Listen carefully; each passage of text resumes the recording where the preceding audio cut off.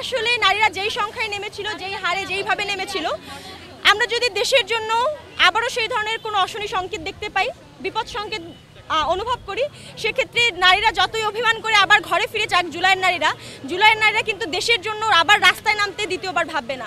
তো যারা বিভিন্ন চাঁদাবাজি, দখলদারিত্ব, আবার একটা ফ্যাসিবাদের দিকে দেশকে ঠেলে দিতে চাচ্ছেন, তাদের জন্য সতর্কবার্তা, তাদেরকে সতর্ক করে বলতে চাই, আবার এই জুলাইয়ে নতুন করে জুলাই নামাইয়েন না। হাসিনা কিন্তু 15 দিনের মাথায় দেশ থেকে পালিয়ে যেতে বাধ্য হয়েছে।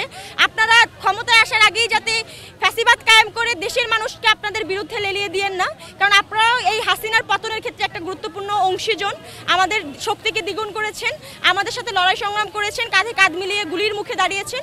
সেই জায়গা থেকে আপনাদের বিরুদ্ধে আমরা স্লোগান দিতে চাই না। তো আপনারাও সচেতন হন, আপনারা মানুষের জন্য রাজনীতি করুন, দেশের জন্য রাজনীতি করুন। যেই রাজনীতি মানুষকে হত্যার লাইসেন্স দেয়, সেই রাজনীতি থেকে বিরত থাকুন। নারীরা আসলে স্বাধীনতার স্বাদ কতটুকু পেয়েছে এটা যদি বলতে যাই, আমরা কিন্তু 14ই জুলাই প্রথম 12টা বাজে হলের তালা ভেঙে রাস্তায় নেমেছিলাম, কিন্তু জুলাইয়ের পরবর্তী সময়ে আমাদেরকে 10টার পরে হলে যাওয়ার কোনো ক্যাম্প, এটা তো ঢাকা ইউনিভার্সিটিতে 10টার পরে হলে যাওয়া হয়, কিন্তু এই বাদে অন্যান্য ক্যাম্পাসগুলোতে নারীদেরকে যেভাবে বন্ধ করা হয়, আমরা স্বাধীনতার স্বাদ কোথায় পেয়েছি?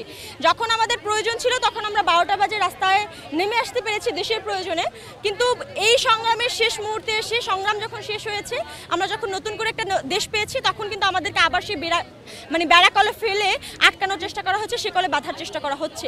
তো সেই জায়গা থেকে যদি বলতে চাই, নারীদেরকে বরাবরই পরাধীনতার শিকলে আটকে রাখার যে একটা প্রচেষ্টা এই সমাজ করে এসেছে, সেটা এখনো অব্যাহত আছে। সেই জায়গা থেকে আমরা কোনো পরিবর্তন দেখতে পাচ্ছি না।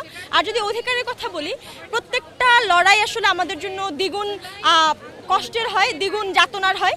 কেননা একটা রাস্তা, একটা জার্নি, একটা পথ আসলে একটা পুরুষের জন্য যতটা মসৃণ করে দেয় এই সমাজ, দেওয়া হয়, একটা নারীর জন্য সেই পথটাকে দ্বিগুণ হারে প্রতিবন্ধকতায় ভরে দেওয়া হয়, আরও ঠিক তত বেশি বন্ধুর করে দেওয়া হয়।